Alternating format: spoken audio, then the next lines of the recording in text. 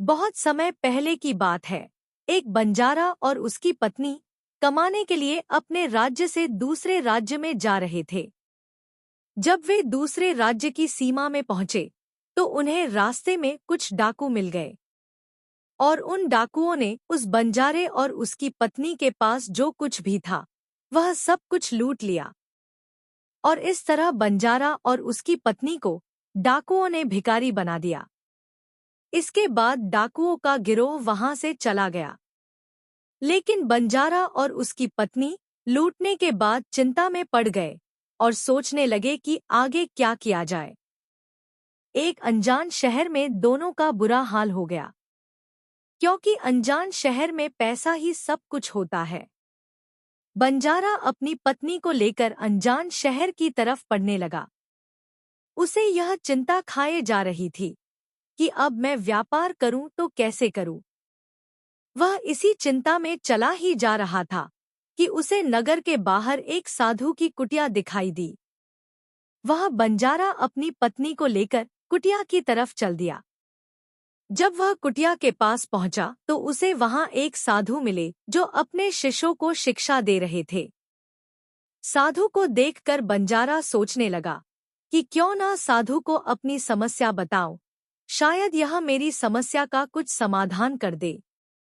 ऐसा विचार करके वह साधु महात्मा के पास पहुंच गया और बहुत ही विनम्र स्वर में उसने अपनी समस्या महात्मा जी को बताई और कहने लगा कि महाराज, डाकुओं ने हमारा सब कुछ लूट लिया है। अब व्यापार करने के लिए हमारे पास कुछ भी नहीं बचा है। यदि आप किसी तरह मेरी पत्नी को किसी सेठ के पास गिरवी रखवा कर मुझे कुछ पैसे दिलवा दें तो आपकी बड़ी कृपा होगी। जब साधु ने बंजारे की बात सुनी तो साधु को उस बंजारे पर दया आ गई। साधु ने अपने परिचित सेठ के बारे में बताया और बंजारे को उस सेठ के पास भेज दिया। बंजारा अपनी पत्नी को लेकर उस सेठ के पास पहुंच गया और सेठ से हाथ जोड़कर कहने लगा कि सेठ जी, मुझे कुछ पैसों की आवश्यकता है। मेरे पास गिरवी रखने के लिए और तो कुछ नहीं है, बस मेरी पत्नी है। आप मेरी पत्नी को गिरवी रखकर मुझे कुछ पैसे दे दीजिए। मैं उन पैसों से व्यापार करके जल्दी ही आपकी रकम ब्याज सहित वापस कर दूंगा और अपनी पत्नी को आपसे छुड़ा लूंगा। तब तक मेरी पत्नी आपके दिए हुए पैसों में आपके यहाँ काम काज करेगी। बंजारे की बात सुनकर सेठ पैसे देने के लिए तैयार हो गया और सेठ ने पैसों के बदले में बंजारे की पत्नी को अपने पास गिरवी रख लिया। बंजारा सेठ के पास अपनी पत्नी को गिरवी रखा और सेठ से कर्ज लेकर व्यापार करने के लिए चला गया। बंजारे ने उन रुपयों से प्याज का व्यापार शुरू कर दिया। वह सस्ते दामों में किसानों से प्याज को खरीदता और दूसरे जरूरतमंद लोगों को महंगे दामों में बेच देता था। इस प्रकार बंजारे ने उन पैसों से बहुत ही कम समय में बहुत सारा धन अर्जित कर लिया। अब वह बंजारा पैसा लेकर सेठ के पास पहुंचा और कहने लगा, सेठ जी, आप अपने पैसों का हिसाब कर लीजिए और मेरी पत्नी को मुझे वापस लौट दीजिए। यह सुनकर सेठ ने कहा, भाई क्या बताऊं, आज से 2 महीने पहले की बात है। तुम्हारी पत्नी अचानक बीमार पड़ गई और बीमारी के कारण तुम्हारी पत्नी की मृत्यु हो गई। मैंने तुम्हारी पत्नी का बहुत इलाज करवाया, अच्छे से अच्छे वैद्य को दिखाया, लेकिन फिर भी मैं तुम्हारी पत्नी को बचा नहीं सका। बंजारे ने जब उस सेठ के मुंह से यह बात सुनी तो बहुत दुखी हो गया। फिर थोड़ा धीरज बांधकर सेठ से बोला, सेठ जी, जो होना था वह तो हो चुका है। शायद मेरे नसीब में ही ऐसा लिखा हुआ था। वह मेरे साथ रहती तब भी आयु पूरी होने पर उसे मरना ही पड़ता। होनी को कौन टाल सकता है। फिर भी आप अपने पैसे मुझसे ले लीजिए ताकि मुझे इस बात का संतोष हो जाए कि मैंने अपना कर्ज चुका दिया है और अपनी पत्नी को गिरवी रखने के कलंक से खुद को बचा लिया है। बंजारे की बात सुनकर वह सेठ बोला, नहीं भाई, अब मैं तुमसे पैसे कैसे ले सकता हूँ। जब मैं तुम्हारी अमानत ही तुम्हें नहीं लौटा सकता तो अपना कर्ज वापस लेने का मुझे कोई हक नहीं है। बंजारे ने बार बार सेठ से अपना कर्ज वापस लेने का आग्रह किया, परंतु सेठ नहीं माना। फिर उदास भाव से बंजारा वहां से निकला तो रास्ते में फिर उसी स्थान पर पहुंच गया जहां पर उन्हें साधु महात्मा पहली बार मिले थे। हमेशा की तरह साधु महात्मा चबूतरे पर बैठे हुए अपने शिष्यों को शिक्षा दे रहे थे। बंजारा भी मन की शांति के लिए वहीं जाकर बैठ गया और साधु महात्मा के प्रवचन सुनने लगा। साधु महात्मा ने जब बंजारे को देखा तो उसे तुरंत पहचान लिया और उसका हालचाल पूछने लगे। बंजारे ने पूरा घटनाक्रम उस साधु महात्मा को बता दिया। महात्मा एक सिद्ध पुरुष थे। बंजारे की बात सुनकर साधु महात्मा ने कहा कि भाई, उस सेठ ने तेरे साथ धोखा किया है। तेरी पत्नी निश्चित रूप से जीवित है। तेरी पत्नी को उस सेठ ने अपने घर में छुपा लिया है। अब ऐसा करो, तुम यहाँ के राजा के पास चले जाओ और राजा के दरबार में जाकर प्रार्थना करना कि राजा साहब सेठ से मेरी पत्नी को दिलवा दो, क्योंकि इस राज्य का राजा बहुत ही बुद्धिमान व्यक्ति है। वह निश्चित ही तुम्हारी पत्नी को उस सेठ पर जोर डालकर दिलवा देगा। अब दरबार में ही तुम्हारा फैसला होगा। साधु महात्मा की बात मानकर बनजारा राजा के दरबार में पहुंच गया और राजा के दरबार में पहुंचकर राजा से गुहार लगाने लगा, महाराज, मेरी पत्नी को सेठ से मुझे दिलवा दीजिए। राजा ने सेठ को बुलाया और पूछा, क्या यह बात सच है कि बंजारा कुछ रुपयों के बदले में अपनी बीवी को तुम्हारे पास गिरवी रखकर गया था? सेठ ने स्वीकार करते हुए कहा, हाँ राजन, बंजारे की यह बात बिल्कुल सही है। फिर राजा ने कहा कि तुम इसकी पत्नी को लौटा क्यों नहीं रहे हो? राजा की बात सुनकर सेठ बोला, कैसे लौटाऊं महाराज, मैंने इस बंजारे को बता तो दिया था कि आज से 2 महीने पहले इसकी पत्नी की मृत्यु हो चुकी है। महाराज, अब मैं यमराज के पास जाकर तो इसकी पत्नी को वापस ला नहीं सकता। राजा ने पूछा, कोई गवाह है तुम्हारे पास जो इस बात की पुष्टि कर दे कि इसकी पत्नी की मृत्यु हो गई है?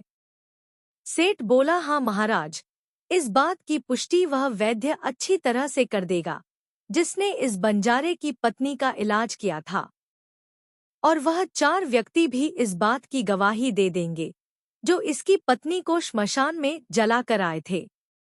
उस सेठ ने यह बात इतने आत्मविश्वास के साथ कही कि राजा को भी उस पर भरोसा हो गया। तब राजा ने बंजारे से कहा कि अगर तुम्हारी पत्नी जीवित होती तो हम तुम्हें अवश्य दिलवा देते, अब तो हमारी भी मजबूरी है। इस प्रकार राजा ने बंजारे को समझा बुझाकर वापस भेज दिया।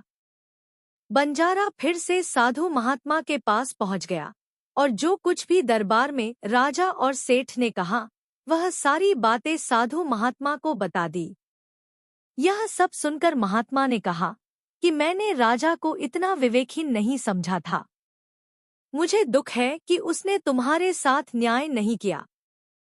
उस राजा ने सेठ की बातों पर यकीन कर लिया और तुम्हें समझा बुझाकर मेरे पास वापस भेज दिया। अब तुम मेरी एक बात सुनो, तुम एक बार फिर से राजा के पास जाओ और उससे कहना कि सिर्फ 2 घंटे के लिए वह अपनी राजगद्दी पर मुझे बैठने का अधिकार दे दें। तब मैं राजा को बताऊंगा कि न्याय कैसे किया जाता है और न्याय किसे कहते हैं। वह बंजारा एक बार फिर से राजा के दरबार में पहुंचा और जैसा उसे साधु महात्मा ने कहा था उसने राजा से कह दिया। राजा ने बंजारे की यह बात सुनी तो यह सुनकर राजा ने बंजारे से कहा कि मुझे 2 घंटे के लिए राजगद्दी छोड़ने में कोई ऐतराज नहीं है। यदि ऐसा करने से तुम्हें न्याय मिल जाएगा तो मैं 2 घंटों के लिए राजगद्दी छोड़ दूंगा। तुम उन महात्मा को राज दरबार में ले आओ। राजा की यह बात सुनकर बंजारा साधु महात्मा के पास गया और साधु महात्मा को राज दरबार में ले आया। महात्मा ने सेठ से पूछा कि 2 महीने पहले बंजारे की पत्नी मर गई, क्या तुम्हारे पास इस बात का कोई सबूत है? सेठ ने कहा, हाँ, मेरे गवाह मौजूद है। फिर राजा बने साधु महात्मा के आदेश पर सेठ के गवाह पेश किए गए। सबसे पहले साधु ने उस वैद्य को बुलाया जिसने बंजारे की पत्नी का इलाज किया था। साधु ने उससे पूछा, क्यों भाई, आपने ही इस बंजारे की पत्नी का इलाज किया था? वैद्य बोला, जी हाँ, मैंने ही इस बंजारे की पत्नी का इलाज किया था। वैद्य की बात सुनकर साधु बोले, अच्छा वैद्य जी, मुझे यह बताओ कि तुम बंजारे की पत्नी का इलाज करने के लिए सेठ के घर जाते थे या फिर बंजारे की पत्नी इलाज करवाने के लिए स्वयं तुम्हारे पास आती थी? राजा बने साधु महात्मा की बात सुनकर वैद्य राजा से बोला, महाराज, सेठ जी मेरे पास स्वयं आकर दवा ले जाते थे। साधु बोला, यानी तुम विश्वास के साथ यह नहीं कह सकते कि वह दवा सेठ बंजारे की पत्नी के लिए ही ले जाता था या फिर किसी और के लिए? साधु की बात सुनकर वह वैद्य बोला, जी हाँ, मैं यकीन के साथ नहीं कह सकता कि सेठ जी मुझसे किसके लिए दवाई ले जाते थे, लेकिन सेठ जी मुझसे दवाई जरूर ले जाया करते थे। वैद्य की बात सुनकर वह साधु बोला, इसका मतलब तो यही हुआ कि तुम मरीज को बिना देखे ही दवाएं दे देते हो। यह तो बहुत ही गंभीर मामला है। तुम दवा के स्थान पर किसी को जहर भी तो दे सकते हो, और हो सकता है कि तुम्हारे द्वारा दिए हुए जहर से ही इस बंजारे की पत्नी की मृत्यु हुई हो। साधु की यह बातें सुनकर वैद्य का चेहरा डर के मारे पीला पड़ने लगा और वह भरे स्वर में बोला, नहीं हुजूर, ऐसा हरगिज नहीं हो सकता। मैं अपने किसी मरीज को दवा के बदले जहर क्यों दूंगा? और इस तरह से तो मेरी सारी प्रतिष्ठा ही दांव पर लग जाएगी। वैद्य की बात सुनकर वह साधु महात्मा बोला, अब तो तुम ऐसा ही कहोगे। मैं तुम्हें अपने कर्तव्य के प्रति लापरवाही करने के लिए और एक मरीज के जीवन से खिलवाड़ करने के अपराध में 50 कोड़े लगाने का आदेश देने जा रहा हूँ। इसके साथ ही तुम्हारा मुंह काला करके सारे नगर में भी घुमाया जाएगा। अब तुम ही सोच लो कि सच बोलोगे या फिर मैं सैनिकों को तुम्हें गिरफ्तार करने का आदेश दूं। यह सुनकर वैद्य का शरीर कांपने लगा और वह साधु के चरणों में जा गिरा और बोला, हुजूर, मुझे माफ कर दीजिए। मैं स्वीकार करता हूँ कि मैंने सेठ के बताए किसी भी मरीज का कोई इलाज नहीं किया। सेठ ने तो मुझे 1000 रुपए दिए थे और कहा था कि यदि गवाही की आवश्यकता पड़े तो ऐसा कहकर उसके पक्ष में गवाही दे दूं। बस मेरा इतना ही अपराध है कि मैंने लालच में आकर इस सेठ का प्रस्ताव स्वीकार कर लिया। राजा बने साधु महात्मा ने कहा कि कुछ भी हो, आपने अपराध तो किया ही है, इसलिए मैं तुम्हें झूठी गवाही के इल्जाम में 10 कोड़े लगाने का आदेश देता हूँ। साधु महात्मा के आदेश का राजा के सैनिकों ने तुरंत ही पालन किया और सैनिकों ने तत्काल ही वैद्य को पकड़ लिया। उस वैद्य को भरे दरबार में उसे कोड़े लगाने लगे। पहला कोड़ा लगते ही वह जोर से चिल्ला पड़ा और कहने लगा, महाराज, मुझ पर रहम कीजिए, मैं मर जाऊंगा। हर कोड़े के साथ उसके गले से करुणा में आवाजें निकल रही थी। वैद्य के साथ ऐसा होते हुए देखकर सेठ के गवाह के तौर पर बुलाए गए उन चारों व्यक्तियों के कलेजे कांप गए जिन्होंने बंजारे की पत्नी को शमशान ले जाकर जलाने की बात कही थी। अब बारी उन चारों गवाहों की आई। साधु महात्मा ने उनसे पूछा कि तुम लोगों का कहना है कि तुम चारों ने इस बंजारे की पत्नी का शव ले जाकर शमशान में उसे जलाकर आए थे। मुझे यह बताओ कि अंतिम संस्कार से पहले जब मृत शरीर को स्नान कराया जाता है, फिर उसे कफन में लपेटकर धरती पर रखा जाता है। स्नान के दौरान क्या तुमने उस स्त्री का मृत शरीर को देखा था? यह सुनकर उस सेठ के चारों गवाह कहने लगे, नहीं हुजूर, उसका मृत शरीर तो हमने देखा ही नहीं था। जब सेठ जी ने अर्थी तैयार कर ली थी, उसके बाद ही हम उसे शमशान में ले गए और उसे जला आए थे। उन चारों गवाहों की बात सुनकर वह साधु महात्मा बोले कि तुमने यह जानना भी उचित नहीं समझा कि उस अर्थी में कोई मृत मनुष्य लेटा है या कोई जीवित व्यक्ति। कहीं ऐसा तो नहीं कि किसी जहरीले पदार्थ से बेहोश कोई व्यक्ति उस अर्थी में लेटा हो और तुम उसे शमशान में ले जाकर जलाकर आ गए हो। यह तो एक बहुत ही गंभीर अपराध है। इसके लिए तुम लोगों को मृत्यु दंड की सजा भी दी जा सकती है। वह चारों गवाह वैद की पिटाई देखकर पहले से ही भयभीत थे। जब उन्होंने साधु महात्मा के मुंह से मृत्यु दंड की बात सुनी तो उन सभी के हाथ पांव मानो बिल्कुल ही ठंडे पड़ गए।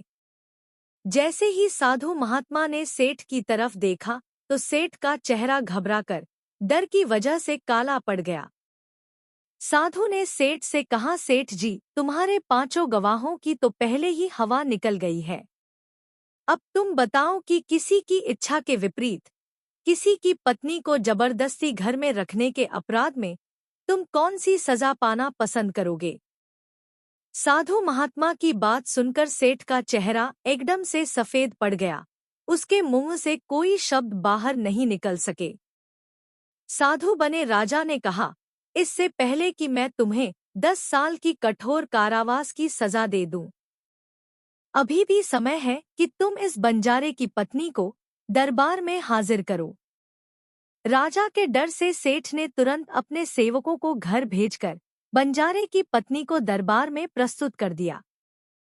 साधु ने बंजारे को उसकी पत्नी सौंप दी और सेठ को षड्यंत्र रचने और झूठी गवाही देने के अपराध में 6 महीने के कैद की सजा सुना दी।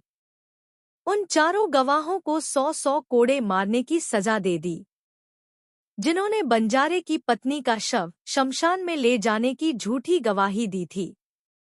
यह देखकर राजा चकित रह गया और साधु के सामने हाथ जोड़कर बोला, महात्मा जी, आप धन्य है। आपने मुझे सिखा दिया कि न्याय कैसे किया जाता है।